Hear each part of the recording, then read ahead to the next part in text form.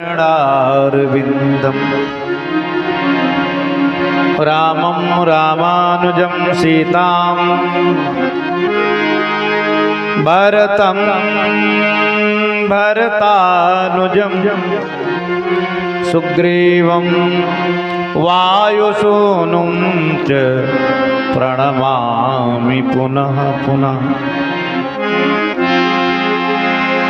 रामो राजमणि सदा विजयते रामं रमेशं भजे रामेणाभिहता निशाचरचमु रामाय तस्मै नमः। रामान्नास्ति परायणं परतरं रामस्य दासोऽस्म्यहं रामे चित्तलया सदा भवतु मे भो राम मामुद्धर। तुलसी सेता राम पर दृढ़ राखो विश्वास कबहू बिगड़त ना सुने रामचंद्र के दास।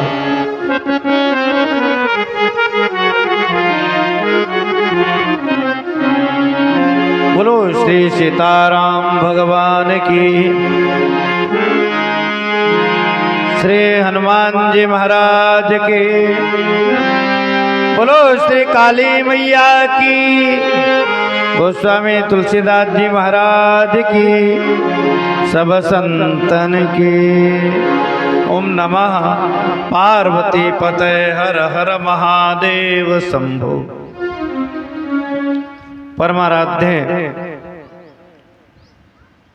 मर्यादा पुरुषोत्तम भगवान श्री राघवेंद्र सरकार, भक्तवांछा कल्पतरु श्री हनुमान जी महाराज, पूर्व में जिनकी मंगलमयी वाणी से लाभ ले रहे थे भैया हरिओम जी, कुशल संचालक श्री त्रिपाठी जी, मंचस्थ समस्त सांगीतिक विद्वान, आज ही इटावा से जिनका पदार्पण हुआ है पूज्य श्री राघवदास जी, उनके माध्यम से कथा श्रवण करेंगे। अभी 45 मिनट बाद आ जाएंगे। आओ दो बार बड़े प्रेम से भगवान का नाम बोलो, तत्पश्चात थोड़ी सी चर्चा, थोड़ा सा कोचिंग पढ़ा दें मानस की, क्योंकि क्लास तो है ही नहीं, है कि नहीं? और coaching is better than class. आओ दो बार भगवान का नाम बोले। जय सिया राम, जय जय सिया राम,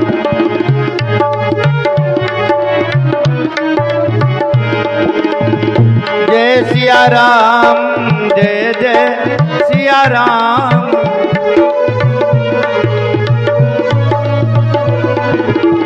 श्री राम जय राम, जय जय राम।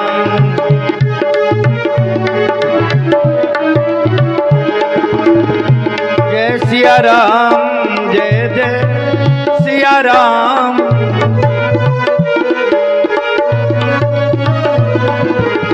श्री राम जय राम, जय जय राम।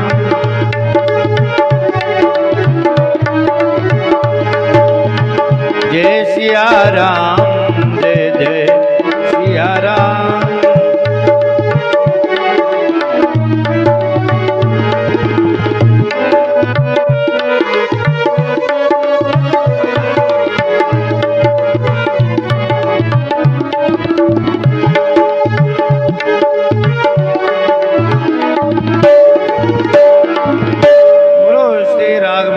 सरकार की अभी आप बहुत सुंदर चर्चा श्रवण कर रहे थे।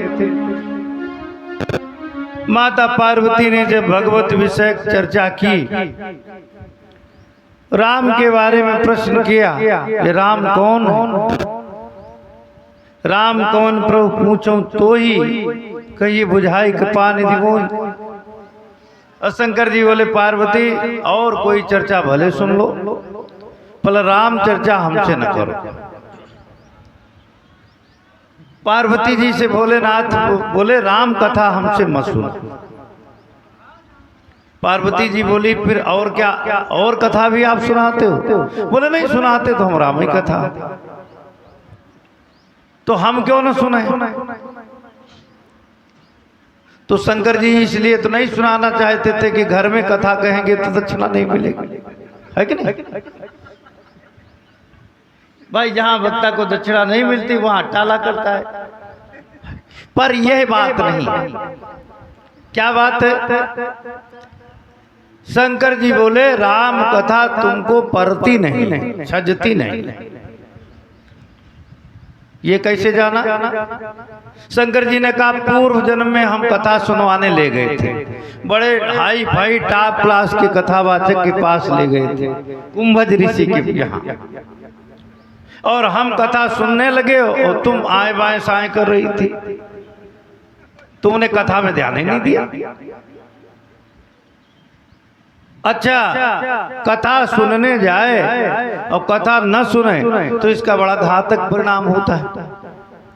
कथा सुने आप न जाओ तो कोई हानि नहीं है ज्यादा, जहां होता है रहोगे। लेकिन कथा सुनने जाओ और कथा न सुनो, कथा में कोई न कोई विघ्न डाल दो तो फिर बड़ा घातक परिणाम।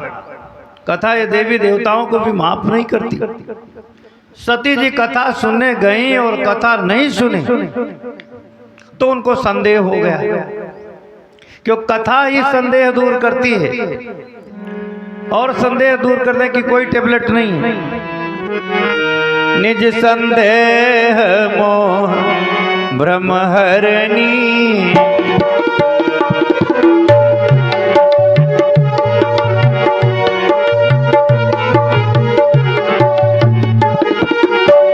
निज संदेह मोह भ्रम हरनी,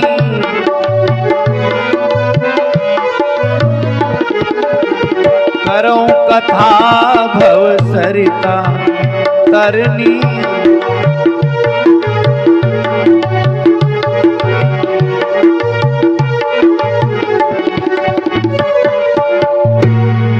कथा से तीन बातें नष्ट होती, संदेह मोह भ्रम। और संदेह मोह भ्रम उन्हीं के भीतर है। हम तो कहते हैं आप अर्थ के साथ पूरी रामचरितमानस विचार करते हुए एक बार ही पढ़ो तो आप दूसरों का संदेह दूर करने लगोगे, तुम्हारा संदेह तो चला ही जाएगा। संदेह मोह भ्रम को हरण करने वाली है कथा। और जब सती जी कथा में जाते हो, कथा नहीं सुनती, और कथा न सुनने वाले की भगवान पर श्रद्धा नहीं होती। जब राम को देखा तो शंभु समयते राम ही देखा, उर उपजा संदेह विषेक, उर उपजा आनंद विषेखा।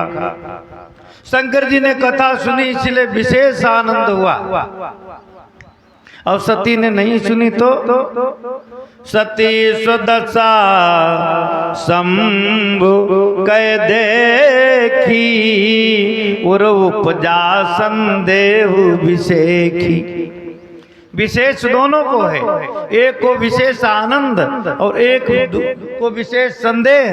क्यों? कथा सुनी है उसको विशेष आनंद प्राप्त हुआ, और नहीं सुनी उसको विशेष संदेह प्राप्त हुआ।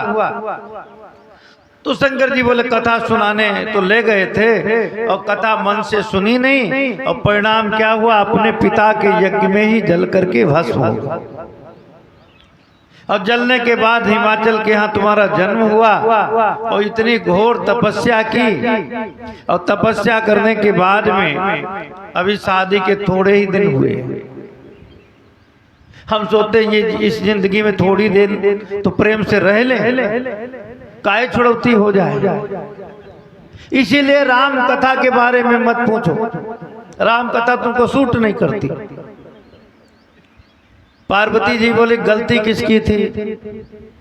शंकर जी बोले गलती कथा सुनवाना भी गलती है? बोले हाँ गलती, अपराध है। कैसा अपराध है? बोले तुलसीदास जी ने लिखा है रामायण में, बोले यह न कही सठही हठ सी लही, जो मनु लाई न सुनु हरि लीलई। कही न क्रोधी लोभी कामी, जो न भजई सचराचर स्वामी। ये कथा सठ व्यक्ति को मत सुनाओ, हठी व्यक्ति को मत सुनाओ, जो मन लगा करके न सुने उसको मत सुनाओ, और कामी क्रोधी लोभी को मत सुनाओ। अब बोले अगर सुनावे तो तुलसीदास जी बोले जवाब लिखा है सुंदरकांड में, क्रोधी ही सम कामी हरि कथा, ऊसर बीज बय फल जथा। कामी क्रोधी लोभी को कथा सुनाओ तो समझ लो ऊसर में बीज बपन करे। ऊसर में हमारे उधर 1 बीघा में 10 किलो गेहूं डाला जाता, आपके यहाँ 3 गुना डाला जाता होगा, बड़ा बीघा है। तो ऊसर में अगर डाल करके देखो, 1 बीघा में 30 किलो डाल दिया तो 30 किलो से गम खाओ। सोचो 1.5 मन हमारे घर नहीं हुआ था, फायदा कुछ नहीं होगा। न तो किलो भर गेहूं होगा और न तो किलो भर भूसा होगा। ये नहीं गेहूं न हो भूसा हो जाए, वो जमेगा ही नहीं, है कि नहीं? तो ऊसर बीज वह फल जता। शंकर जी से पार्वती जी बोली तुम्हारी गलती ये थी कि तब हमारा मन नहीं था और तुम जबरिया सुनाए रहे थे, सुनवाने ले गए थे, ये गलती थी आपकी। शंकर जी बोले आप कौन गारंटी कि तुम मन से सुनोगी? पार्वती जी ने कहा सीजन भर बादाम खाने से जितनी अकल नहीं आती, उतनी अकल एक बार धोखा खाने से आती। सीजन भर बादाम खाने से जितनी अकल नहीं आती, उतनी अकल आती एक बार धोखा खाने से। और आदमी धोखा खा जाए और बिल्कुल पढ़ा लिखा न हो, बिल्कुल पढ़ा लिखा न हो, लेबर हो, किसान हो, कोई भी क्यों न हो, आप उसके 5000 रुपये मान लो एक बार। वो 3 पीढ़ी लोग बताए जाइए, अगर जत्ते दिन जिंदा हुई वही का भैया लेन देन न करो, महाबेईमान है कि नहीं? ज्ञान हो गया। क्यों? कब ज्ञान हुआ? वो गीता रामायण भागवत सुनाने से हुआ? नहीं, धोखा खाने से। पार्वती जी बोली कथा में हमको धोखा हुआ, पिता के ही यज्ञ में जल करके ध्वस्त हो गई। क्यों? भगवान के विरोध में बैठोगे तो मातु मृत्यु पितु समन समाना, सुधा होई विष सुनु हरि जाना।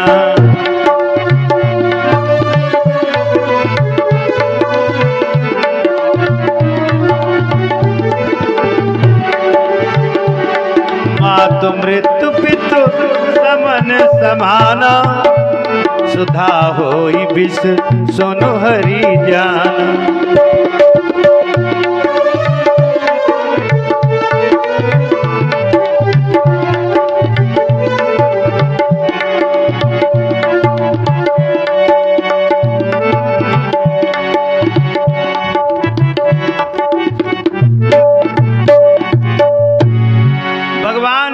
विरोध में होते हैं तो मातु मृत्यु, माता उसके लिए मृत्यु की तरह हो जाती है।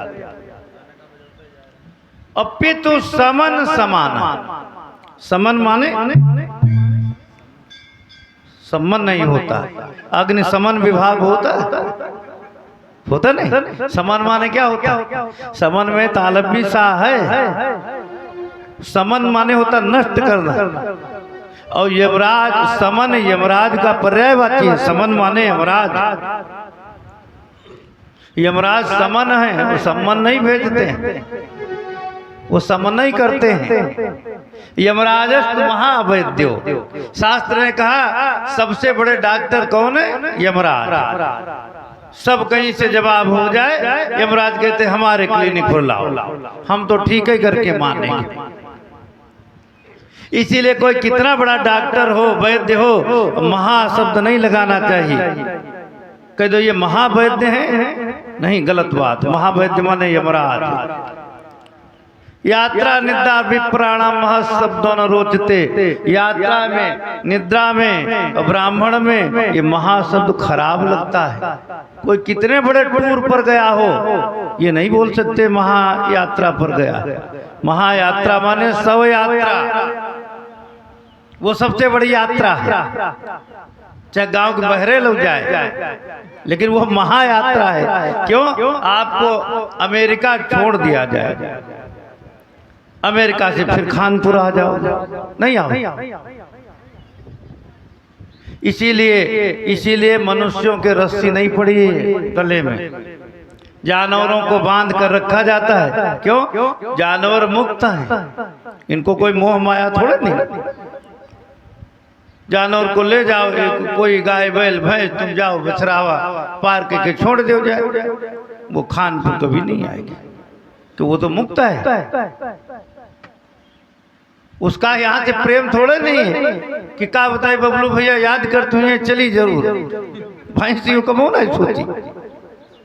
और बबलू भैया का अमेरिका छोड़ दो, तो पता लगावत वीजा पासपोर्ट सब बनवाए खानपुर।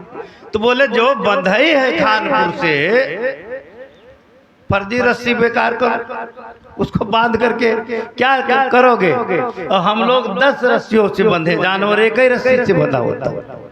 जननी जनक बंधु सुत दारा, तन धनु भवन सुहृद परिवार। 10 जगह से बंधे, और ये बड़ी मजबूत रस्सी है। ये बाहर से कितना बदलाव कर लो, महामंडलेश्वर बन जाओ, शंकराचार्य बन जाओ, पर रस्सी एक भी नहीं खुली। समझ रहे हो? रस्सी कब खुलेगी? भगवान वेद व्यास कहते हैं भागवत के दूसरे अध्याय, पहले स्कंद के दूसरे अध्याय के 25वें श्लोक, बोले भिद्यते हृदय ग्रंथे छिद्यन्ते सर्व संशया, क्षीयन्ते चास्य कर्माणि दृष्टैवात्मनीश्वरे। दृष्टैवात्मनीश्वरे, जब अपने में ही उस परमात्मा का दर्शन करोगे, परमात्मा कहीं बाहर नहीं है, कहीं परमात्मा बाहर नहीं। अस प्रभु हृदय अछत अभिकारी, सकल जीव जग दीन दुखारी। तो जब अपने को अपने में निहारोगे, तो वो आत्मा की जो गांठ है माया रूपी खुल जाएगा। सुश्रुतो श्रद्धानस्य वासुदेव कथा रति, श्यान महसेवा विप्रा पुण्य तीर्थ निसेवणात्। भगवान की कथा सुनो, महापुरुषों की सेवा करो, जो भगवत तत्व महापुरुष है। आश्रम कोठी बंगला से नहीं मतलब, आजकल तो गुरु की परिभाषा बदल गई। लोग बड़ी अकड़ में बताते हैं हमारे गुरु जी को तो गए नहीं होगे, दर्शन किए नहीं होगे। पूछो क्या खासियत है? 2000 बीघे का आश्रम है गुरु जी का। अब बताओ आश्रम मुक्ति देगा तुम?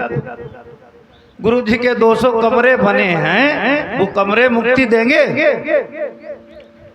साधना कितनी, पर साधना आप देखते नहीं आदमी। अब तो साधन देखता है, किसके पास साधन कितने बड़ी बड़ी। और संत महात्मा सब लोग साधन ही देख करके रुकते हैं। जहाँ जान जाए इनके करिया चाय मिली, रुकवे नहीं करी, कहीं के कोई साधन ही नहीं। और जी के साधन बनाए बनते, तो संत महात्मा नातेदार रिश्तेदार सब हुए रुके, है कि नहीं? तो साधना की कोई बातें नहीं है। साधन की महिमा, पहले लोग साधना से महान होते थे, अब साधन से महान होते।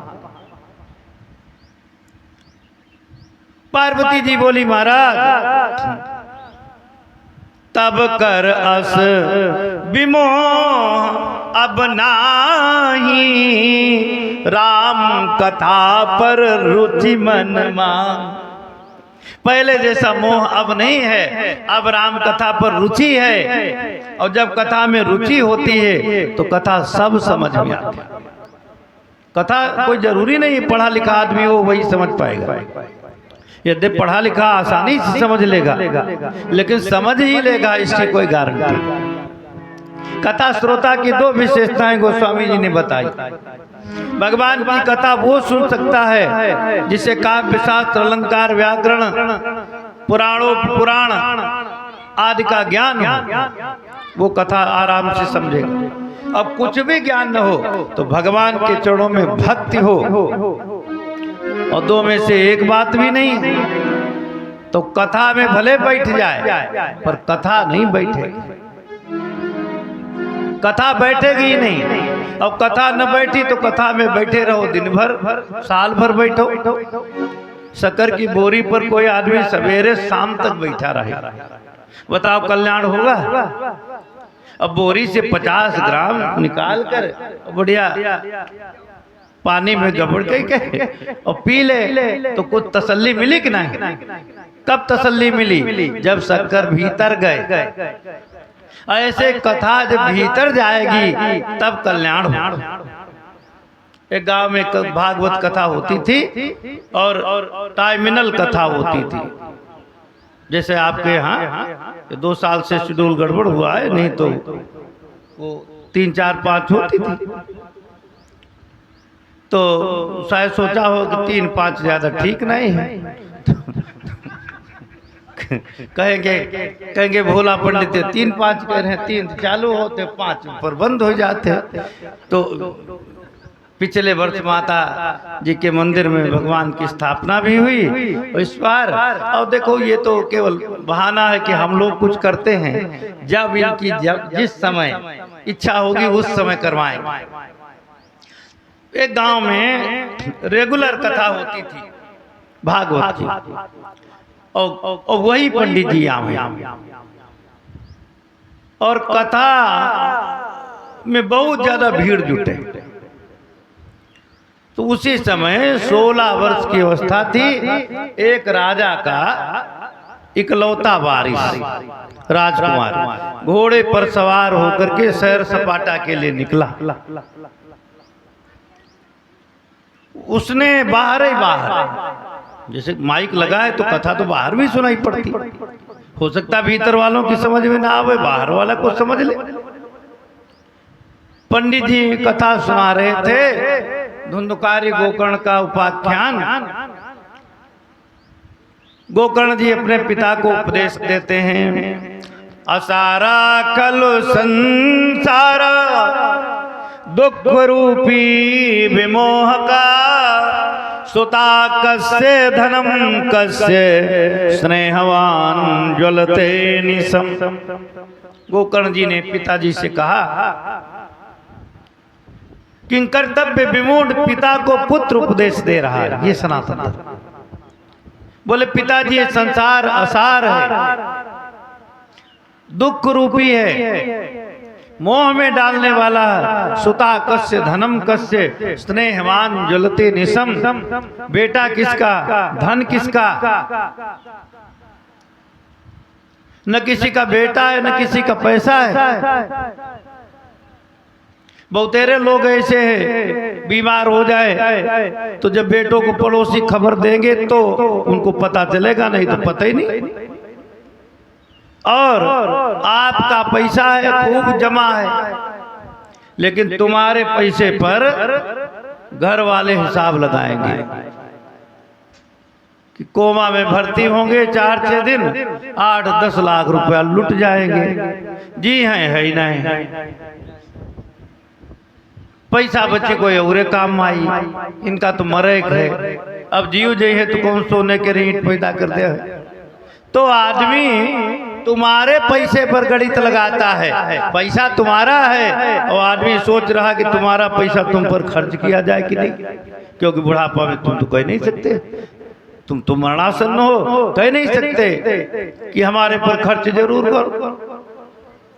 तो सुता कस्य धनम कस्य, बेटा किसका धन किसका, स्नेहवान ज्वलते निसम। देखो इसमें श्लेष अलंकार है, स्नेहवान ज्वलते निसम। स्नेहवान अनिसम ज्वलते, अनिसम माने दिवारात्र। जो स्नेहवान हैं, संसार में किसी से प्रेम करते हैं, वो रात दिन जलते। प्रेम करने वाले सुकून से नहीं रहते। अब स्नेह माने तेल भी होता संस्कृत में, स्नेह माने प्रेम और स्नेह माने तेल। दीपक में जब तक तेल रहेगा तब तक जलेगा, तेल खत्म जलना खत्म।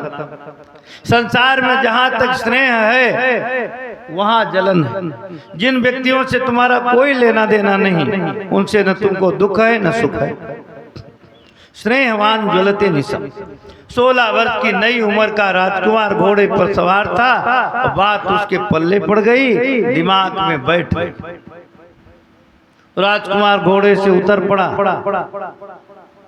घोड़ा छोड़ दिया, जाओ भैया। और वो राजकुमार जंगल में जा करके कंदमूल फल खा करके भजन करने लगा। भजन करते करते 12 वर्ष भजन किया, सिद्ध महापुरुष हो गया। लंबी लंबी जटाएं, दाढ़ी, देखते ही ब्रह्मचर्य का तेज लगता था, बड़ा सौम्य तपस्वी है। 12 वर्ष के बाद जब तब पूरा हुआ, महात्मा पैदल पैदल जा रहा था, संजोग से उसी गांव के किनारे निकला और फिर कथा हो रही। तो उस महात्मा ने सोचा, जिन पंडित जी के एक श्लोक से हमारे में परिवर्तन आ गया, हमारे में परिवर्तन आ गया, चलो पंडित जी का चल करके दर्शन करें, उनका चल करके दर्शन करें। बैठो, जब सुन ले हो तब जाओ, नहीं हो वही जय नाई सीख न वही सीख। बोलो सियावर रामचंद्र भगवान की। कहा, जिनके एक श्लोक से हमारा भाव परिवर्तन हो गया, उन पंडित जी के दर्शन करें। तो वो विषयाल रूप वाला महात्मा आ गया, देखा बड़ी भीड़ लगी है, पंडित जी बड़े मनोयोग से कथा कह रहे हैं, श्रोता सुन रहे हैं। तो उस महात्मा ने एक परिक्रमा लगाई, व्यासपीठ के ही नहीं, श्रोता वक्ता सबकी एक परिक्रमा लगाई। तो कुछ लोग श्रोता बैठे थे, बोले महाराज ये व्यासपीठ की परिक्रमा कर लेते तब तो ठीक ही था, हमारी परिक्रमा काहे कर रहे हो, हम तो श्रोता। तो कहा, हमारे लेखे तो वक्ता श्रोता दोनों महान है, और कितने दिनों से तुम्हारे यहाँ कथा हो रही। तो जो एक अक्षर नहीं समझे थे वो छाती ठोक कर खड़े हो गए, बोले महाराज 20 वर्ष थे ने और हमें पंच करवाई थी, 20 साल से कथा हो रही। तो महात्मा ने 3 परिक्रमा फिर लगाए श्रोता वक्ता। अब श्रोता बोले, महाराज तुम हमारी परिक्रमा काहे कर रहे हो, हमारी समझ में नहीं आ रहा। तो महात्मा ने कहा, देखो भाई, हम 12 वर्ष पहले इधर से निकले थे, पंडित जी की भागवत का एक श्लोक हमने सुना, हम एक श्लोक नहीं हजम कर पाए, और तुम यहाँ 20-20 वर्ष की कथा सब हजम के बैठे हो, और तुम यहीं बैठे हो, तो तुम्हार परिक्रमा न करी का करी, इसीलिए तुम्हारे परिक्रमा कर रहे हैं। तो बोले महाराज हम परिक्रमा हमारे न करो, हम पक्की बुद्धि के श्रोता हैं। पक्की बुद्धि माने कहा, हम यूँ समझे थे पंडित जी जो कहा थे सो सुने रहो, बाकी पंडित अपने घर चले जाए, हम अपने अपने काम लग जीवा। सुन ले थे केवल, वो कहा हमका अनुकरण में कुछ नहीं लाना। भगवान शंकर कहते हैं, पार्वती अगर अनुकरण में नहीं आई कथा तो शास्त्राण्यधीत्यापि भवन्ति मूर्खा यस्तु क्रियामान नरा सपंडिता। शास्त्रों को पढ़ने के बाद भी लोग मूर्ख होते हैं, ज्ञान जिनकी क्रिया में उतर गया वही पंडित हैं, और सुनने से फल तो होता ही है, ये अभी नहीं मालूम पड़ेगा। अंत काल में जो अध्यात्म से जुड़ा हुआ, भगवान से जुड़ा हुआ व्यक्ति है, जिसने कथा भागवत सुन रखी है, तो जब ज्यादा मुसीबत आती है, क्योंकि उसने कथा सुन रखी है तो भगवान की ओर उसका मन चला चला। भगवान शंकर बोले पार्वती बात तो तुम सही कर रही पर भगवान की कथा का कोई पार नहीं है, अपार है कथा। सुनो गिरिजा हरिचरित सुहाए, विपुल विशद निगमागम गाय। भगवान के चरित्र विपुल हैं, विशद हैं, वेद शास्त्रों ने उनको गाया है। और भगवान का अवतार किस कारण से होता है कोई नहीं कह सकता। हरि अवतार है जहीं होई,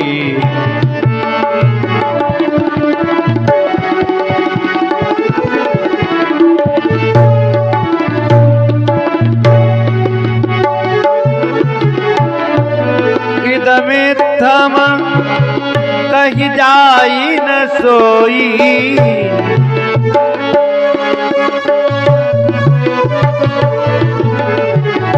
हरे अवतार है तो यहीं होई।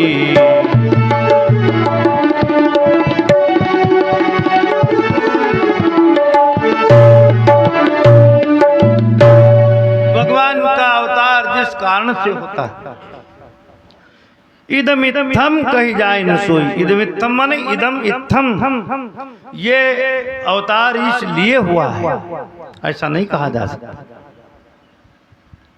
रावण को मारने के लिए हुआ है ये भी नहीं कहा जा सकता। धर्म की स्थापना के लिए हुआ ये भी नहीं कहा जा सकता।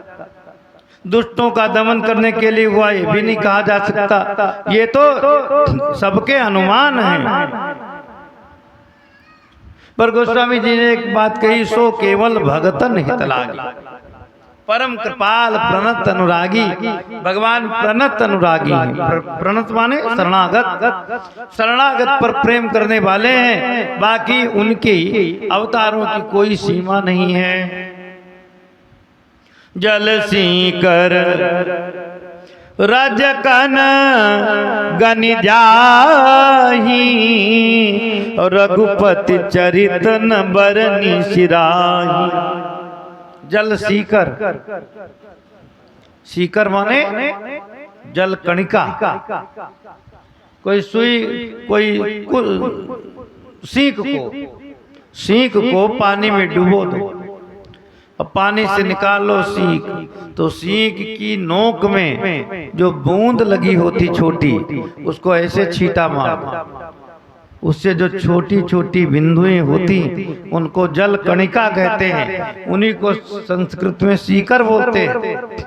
तो आनंद सिंधु है परमात्मा, उस आनंद सिंधु में एक सीख डुबा करके छींटा मार दो और जो नन्ही सी जल कणिका है उतने से तीनों लोगों का पालन हो जाता। जो आनंद सिंधु सुख राशि सीकर ते त्रैलोक पास। तो जल सीकर, कितने सीकर जल है जो गिना जा सकता, जबकि गिना नहीं जा सकता। ये तुलसीदास जी ने कह ही दिया है एक उदाहरण देने के लिए, पर है असंभव कि बड़ी बड़ी नदियां तो जाने दीजिए, हम कहते सरकार पूरा पैसा खर्च कर दे, इस शहर नदी में बताए दे कई लीटर पानी बहाते हैं,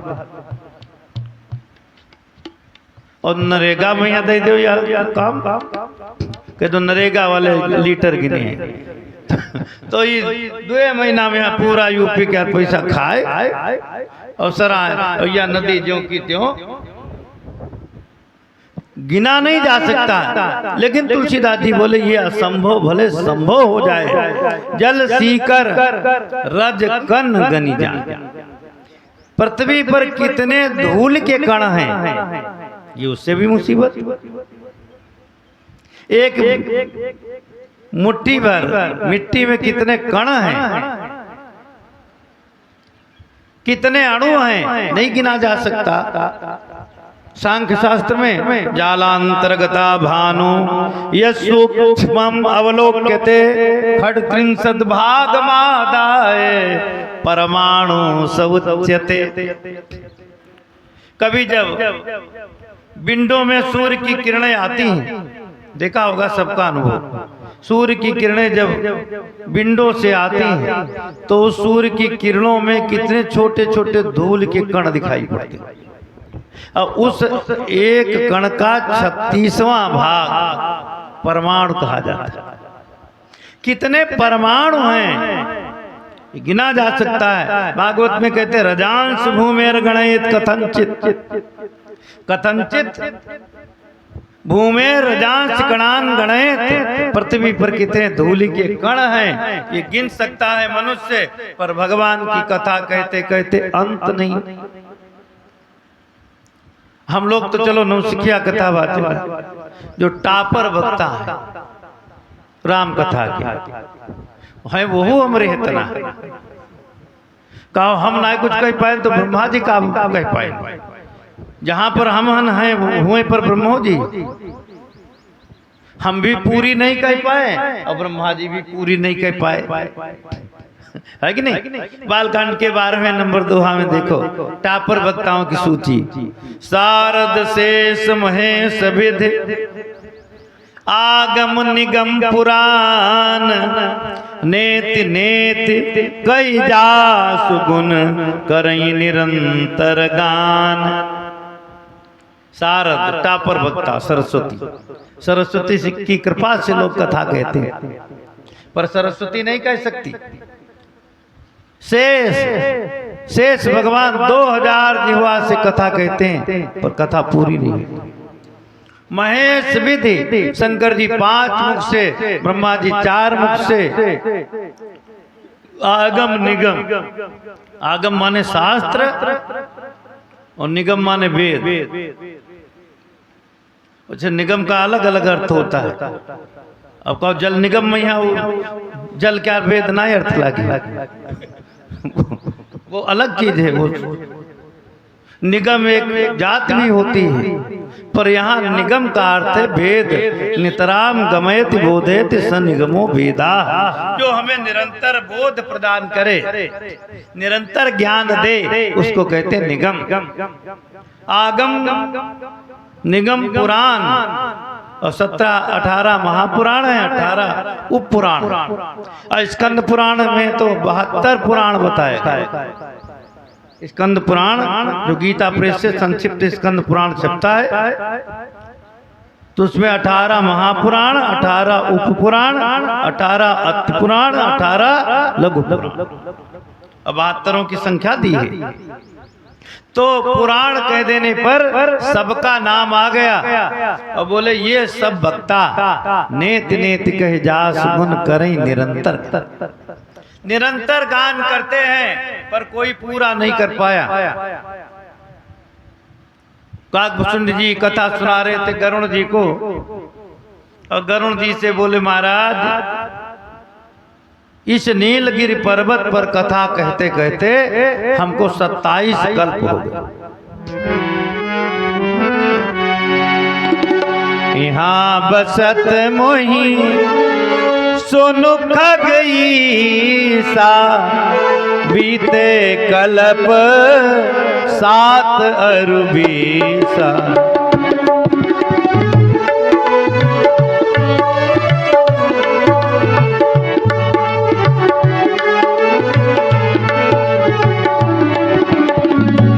यहाँ बसत मोही सुनु खगई सा बीते कल्प 7 अरबी सा।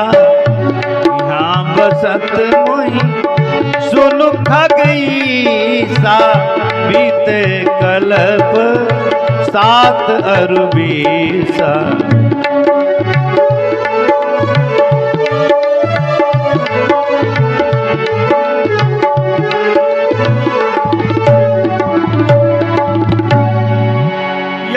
कथा कहते कहते हमें 27 कल्प व्यतीत हो गए। एक कल्प की उम्र है 4 अरब 32 करोड़ वर्ष। जब हमारे आपके 4 अरब 32 करोड़ वर्ष बीत जाएं तो उसको एक कल्प कहते हैं। ये इतना बड़ा ब्रह्मा का एक दिन। अभी 14 तारीख को शाम को संबत सुना रहे थे तो एक मास्टर साहब बोल पड़े हमारे गांव, कहीं ब्रह्माई का मतलब बहुत बेईमान रहा। ये सच्ची घटना। और जबकि वे बड़े शरीफ रहे, लेकिन हम यूं जान पाए कि अत्ते उच्च कोट क्या रहे। बोले ब्रह्मा जी बहुत बेईमान थे। तो हमने कहा काहे? बोले अपने वर्ष अपना दिन इतना बड़ा बना लिया और हमार छोटे रखे। तो हम कहा मास्टर साहब तुम्हारा अगर 200 वर्ष बनाए दे तो तुम रात दिन सबका ढूंढत जो घूमी हो कि सब दुनिया मर रही, हम काहे ना मर रहे। तुम मरे बद के एप्लीकेशन लगाई हो, कोई हमका मार डाले है कि नहीं? हम कहा भगवान तो लक्ष्मी पति है, फिर तुमका मास्टर काहे बनाए, तुमका डीएम काहे नहीं बनाई? ई पर नहीं सोचो तुम मास्टर काहे बनो, डीएम काहे नहीं बने? हम कहा भगवान जाने क्यों मास्टर भरे क्या पैसा हजम कैसे करते, डीएम वाला यू नहीं हजम कोई पाई। भगवान लक्ष्मीपति हैं। भगवान चाहे हमको अरबन रुपया दे दे, जितना अंबानी दिन उतना हमको दे दे, उनके यहाँ कम पड़ जाए। लेकिन भगवान यू जानते हैं ये हजम नहीं कर पाई। इसको ज्यादा दे देंगे तो या तो ये मर जाएगा, चिंता में हार्ट अटैक हो जाएगा, और या किसी को मार बैठेगा तो खटाई में पड़ जाएगी। तो जितना इसको चाहिए उतना भगवान ने दिया है। ध्यान दें 27 कल्प बीत गए हमको कथा कहते कहते। अब बोले 27 कल्प बीत गए तब तो आप कथा की हद समझ गए होंगे, कथा की महिमा समझ गए होंगे। श्री काकभूषुंड जी ने कहा गरुण, अगर किसी मच्छर से कह दिया जाए कि आकाश की कितनी लंबाई चौड़ाई है, मच्छर को लेखपाली दे दी जाए कि तुम ये का नापो कितना लंबा चौड़ा, तो मच्छर घंटा 2 घंटा उड़ान भरेगा और उसके बाद में कह देगा आकाश अनंत है।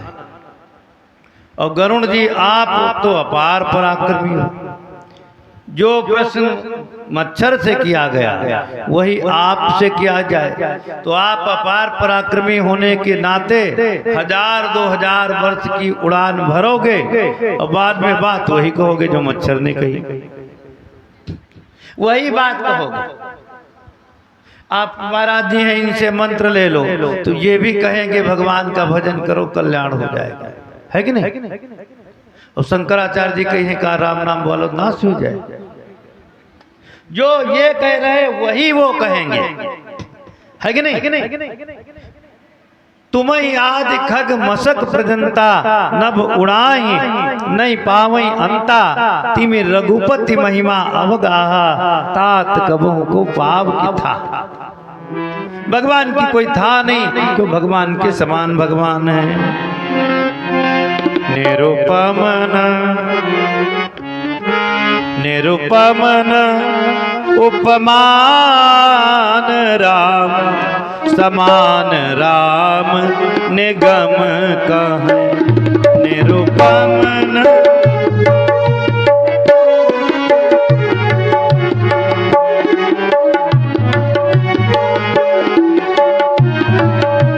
निरुपमन उपमान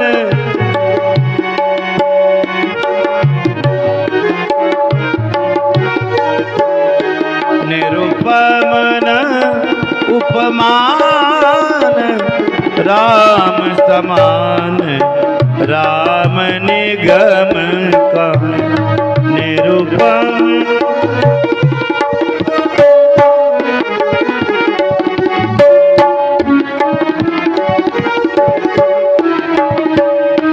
निरुपमन उपमान राम समान राम निगम कहें।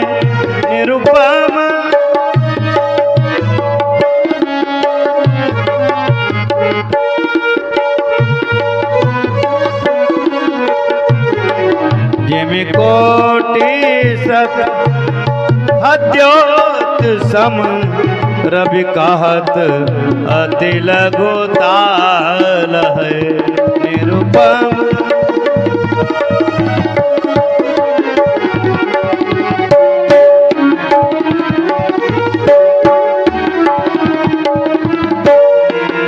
भगवान निरुपम, उनकी किसी से उपमा नहीं। जैसे कोई कह दे 100 करोड़ सूर्य जुगनू मिल जाए तो सूर्य हो जाए, तो 100 करोड़ जुगनू की उपमा भी बहुत छोटी है। 100 करोड़ जुगनू मिलकर के भी सूर्य नहीं हो। इसलिए भगवान अनंत हैं, अपार हैं। और इसीलिए भोलेनाथ ने पार्वती से कह दिया ज्यादा जन्मों की कथा हम नहीं सुनाएंगे। सुनु गिरिजा जन्म एक दोए कहाऊं बखानी, सावधान सुनु सुमुखी सयानी। राम जी के 1-2 जन्मों की कथा कह रहे हैं, पर सावधान होकर के सुन। क्यों? पहले सावधान नहीं हुई थी तो व्यवधान आ गया था। इसीलिए अब की सावधान हो जा। सावधान सुनो सुमुखी सयानी। और फिर बताते हैं भगवान के 2 द्वारपाल थे। द्वारपाल हरि के प्रिय दो, जय और विजय जान सब। देखो भगवान जब कोई लीला करते हैं तो रावण भी वही बनाते और खुद भी आते।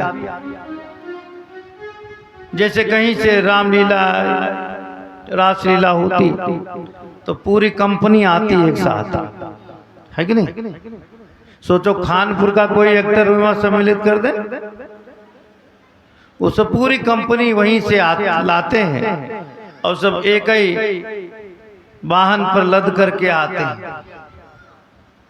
एक ही किचन में भोजन करते हैं, एक ही स्कूल में रहते हैं, आपस में कोई लड़ाई झगड़ा नहीं। लेकिन जब लीला का समय होता तो उसी में से कोई कंस बन जाता है, कोई रावण बन जाता, कोई वसुदेव, कोई देवकी, कोई कौशल्या, कोई राम, कोई विश्वामित्र, है कि नहीं? और लीला होने के बाद सब अपन पोत पात के यहाँ फिर वो सामूहिक भोजन एक हो। यही राम करते हैं। राम जी जब आते तो रावण को पहले भेजते। एक दिन भगवान ने सोचा कुछ लीला हो जाए और उन्होंने जय विजय को बुलाया, कहा जय विजय आज इतनी सख्त गार्डी करो कोई बाहर से भीतर ना आने पाओ। जय विजय ने कहा जो आ गया। जय विजय तो मुस्तैदी से तैनात हो गए और भगवान ने उसी समय सनकादिक ऋषि के मन में इच्छा उत्पन्न कर दी, चलो आज भगवान के दर्शन करें। और प्रेरक रघुवंश विभूषण, प्रेरणा तो भगवान की। अब जय विजय आए, वो सनकादिक ऋषि आए, जय विजय ने प्रणाम किया, बोले भगवान से मिलना। बोले आज नहीं मिल सकते। क्यों नहीं? बोले देख रहे हो नो एंट्री लगा है आज नो एंट्री है, नो एंट्री में घुसना मना है। बोले हमारे लिए थोड़े नहीं है नो एंट्री। सनकादिक ऋषि जबरदस्ती प्रवेश करने लगे।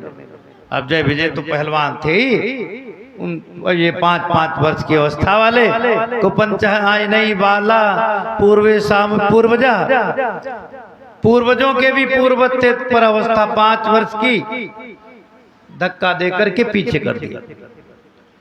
क्रोध नहीं आया, दोबारा फिर प्रयास किया, दोबारा भी धक्का मार दिया। तीसरी बार घुसना चाहा तो तीसरी बार भी उनको ठेल कर धक्का दे करके किनारे कर दिया। अब देखो वैकुंठ का दरवाजा, सनकादिक ऋषि जैसे महात्मा हैं, अब भगवान के पार्षदों से भिड़ गए। ये भगवान की माया। सनकादिक ऋषि को कभी क्रोध नहीं आता, लेकिन गुस्सा आ गया। बोले अरे मूर्खों,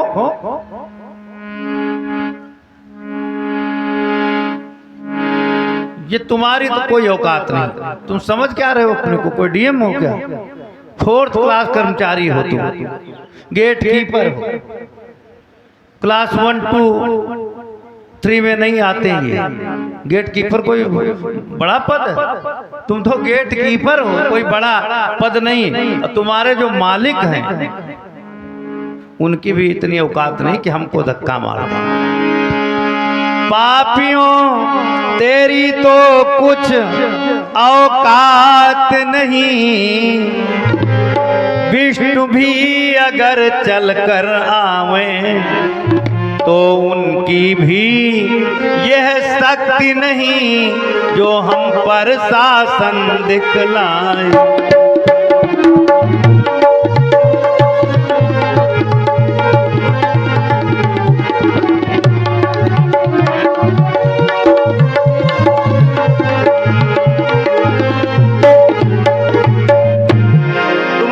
कोई औकात ही नहीं। तुम्हारे मालिक विष्णु भी अगर आवे तो उनकी भी औकात नहीं कि हमको धक्का मार दें। और 3 बार धक्का मारा तुमने। पापियों जरा से पद का मद यह अपने आप टूट जाए, बल रखते हो जिस द्वारे का वह द्वारा भी छूट जाए।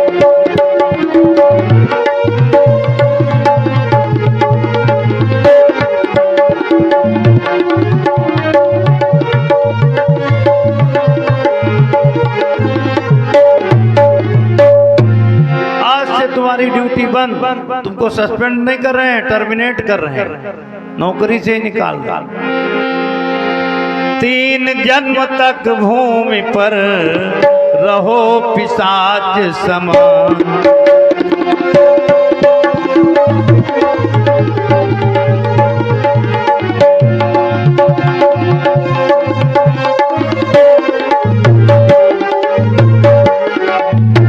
3 जन्म तक भूमि पर रहो पिशाच समान।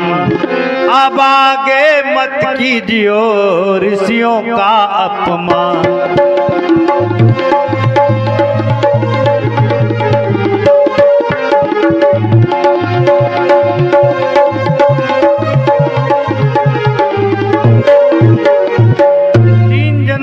तक पृथ्वी पर राक्षस बनो, 3 बार राक्षस बनो।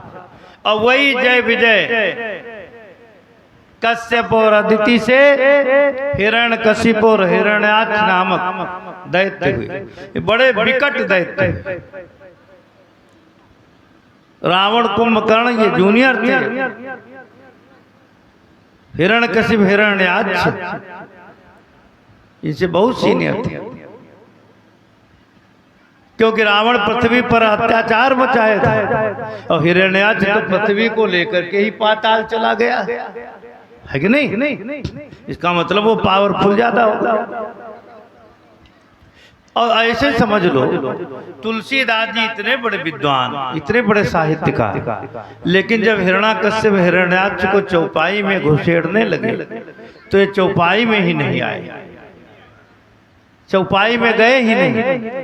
तो तुलसीदास जी भी जिद्दी आदमी, उन्होंने चेचिस चेंज कर दिया। चेचिस चेंज करके उनको चौपाई में रखा और क्या लिखते हैं? बोले कनक कशिप, हिरण्य माने सोना और कनक माने सोना। नहीं वैसे आ रहे हो तो ऐसे हम रखेंगे। कनक कशिप अरु हाटक लोचन, हाटक माने सोना और हिरण्य माने सोना और लोचन माने आंखें और अक्ष माने आंखें। तो हिरण्याक्ष को लिख दिया हाटक लोचन। हिरण्याक्ष का अर्थ है हिरण्यमयम अच्छम यस्य सायो हिरण्याक्ष, जिसकी आंखों में हिरण्य माने सोना रुपया पैसा ही बसा रहे। रुपया पैसा के अलावा जो भगवान का कोई भी काम न करे, जो जगत को ही देखे जगदीश को न देख पावे, वह नेत्र ही हिरण्याक्ष के नेत्र हैं। जगत विदित सुरपति मद मोचन, अब पूरी पृथ्वी को उठा करके पाताल में रख दिया। अब आज के वैज्ञानिक क्या अर्थ करेंगे? पृथ्वी पानी में जाएगी तो घुल जाएगी, लोग यही तर्क देंगे। तो हमने कहा पृथ्वी जब तुम रखोगे पानी पर तो घुलेगी, भगवान रख देंगे तो नहीं घुलेगी। अगर एक ही जैसा हो तो तुम्हारे भगवान में अंतर कैसा? हम कहते वो हिरण्याक्ष वाली धरती तो हम नहीं देखे, जिस पर रह रहे ये धरती तो हम देखे ही हैं, और ये धरी तो पानी पर ही है। इसमें तो कोई साइंटिफिक रीजन है नहीं, कोई किसी वैज्ञानिक ने धरती तो बनाई नहीं, भगवान ने बनाई और पानी पर धर दिया। इतनी बड़ी धरती और 20-20, 25-25 मंजिल बनते चले जाते हैं। कभी ऐसा नहीं सुना होगा कि 25 मंजिला मकान जो है नीचे चला गया और लौट कर नहीं आया। सब रोक रही, पानी पर धरी, तत्सतमस्तनाए हो रही। अच्छा तुम कितने कलाकार हो, एक बाल्टी में इतना बड़ा डीला माटी क्या धरी के दिखाओ, लाग जाए कितने वैज्ञानिक। पूरी नासा में यहाँ प्रयोग करके दिखाओ। माटी का ढीला, माटी का ढेला बाल्टी में रख करके देखो, रख पाओगे? ईमानदारी से बताओ। एक माटी का ढीला तुमसे रखा नहीं जा रहा, और जिसने पूरी धरती पानी पर रख दिया उस पर कमेंट करते। हम तो कहते हैं ये बात हजम नहीं होगी, नहीं तो आदमी ये भी कह दे जब भगवान धरती बना रहे थे तो भगवान ने हम की मदद हमारे पुरखों ने बहुत किया। अगर हमारे पुरखा ने मदद की न होती तो भगवान यह धरती ना बनाती। तो तुलसीदास जी ने उसका काट किया, जय सृष्टि उपाई त्रिविधि बनाई, संग सहाय न दूजा। कोई असिस्टेंट रखा ही नहीं, अपने आप बनाई धरती। लेकिन भगवान दुनियापति हैं, लेकिन कुछ न कुछ गलती भगवानों की है। अब आप कहो भगवान की क्या गलती है? भगवान की बहुत बड़ी गलती है। भगवान ने धरती बनाई तो, लेकिन बैनामा दाखिल खारिज नहीं करा पाए। आदमी भगवान के बनाई धरती से बैनामा करा ली, दाखिल खारिज नहीं करवा ली। अब भगवान कुछ बचे नहीं, है कि नहीं? भगवान का कुछ नहीं बचा। अब ये जमीन है, इसको भी छूट मिल जाए तो आदमी इसको भी कहेगा ये हमारी है कि नहीं? अब जबकि ईमानदारी से बताओ, धरती पर कुछ भी आदमी का है, सब भगवान का है। भगवान ने धरती बनाई है, लेकिन भगवान ने वही दाखिल खारिज नहीं कराया, बैनामा नहीं कराया, तो भगवान कुछ बचे ना। काज मंदिर बनवाओ तुम अपने बनवाओ, जो हमारे बनाए। अच्छा वैसी है इनकी और वैसी है इनकी। भगवान सोचते तुम्हें हमारे कहाँ है? कभी कभी तो सोते होंगे, उनको भी साख लगती होगी। देखो धरती दो की है, भगवान की और भगवान के भक्तों की, और किसी की नहीं। जब दुर्योधन ने कहा सूच्याग्रम नहीं दास्याम बिना युद्धेन केशव, हे कृष्ण बिना लड़ाई के हम सुई की नोक भर भी जमीन नहीं देंगे, तो भगवान को बहुत बुरा लगा। भगवान सोचने लगे दुर्योधन तुम्हारी जमीन आई कहाँ से? ये जमीन तो हमारी है, हमारे भक्तों की है, पर तुम कहते हो हम सुई की नोक भर देंगे नहीं, और हम कहते हैं सुई की नोक भर जमीन तुम्हारे पास रहने नहीं। सुई की नोक भर भी दुर्योधन के पास एक दिन नहीं रही। तो सब भगवान की लीला है। आओ दो बार भगवान का नाम और पुनः महाराज जी के माध्यम से श्रवण करेंगे। जय सिया राम, जय जय सिया राम।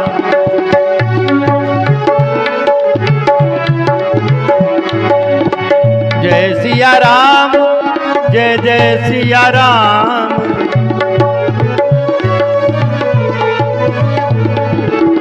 श्री राम जय राम, जय जय राम।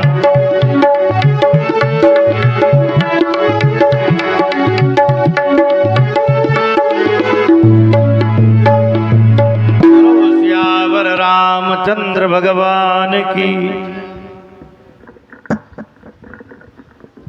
बोले राजा रामचंद्र भगवान की।